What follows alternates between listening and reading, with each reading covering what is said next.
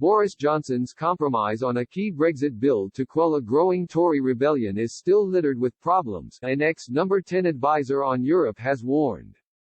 The Prime Minister and his government have faced backlash over its controversial internal market bill, which critics say will break international law.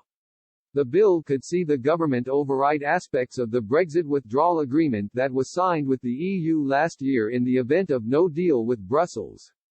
The government would be allowed to break the Northern Ireland Protocol if it deemed the EU to not be acting in good faith. The bill passed its second reading in the House of Commons by 340 votes to 263 on Monday, but rebels have threatened to quash the legislation when it returns to the chamber next week. A number of Brexiteers and Tory MPs abstained from voting, including former Attorney General Geoffrey Cox. Mr. Cox said he would not back the bill unless ministers dispel the impression they plan to permanently and unilaterally rewrite an international agreement. In a bid to compromise, the government have released a statement saying before breaking the withdrawal agreement, it would also launch an appropriate formal dispute settlement mechanism, as outlined in the agreement with the EU, to find a solution.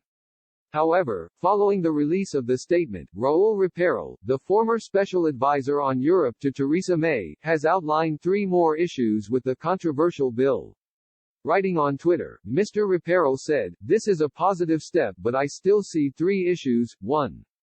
UK sets its own unilateral interpretation of good faith and breaches of withdrawal agreement.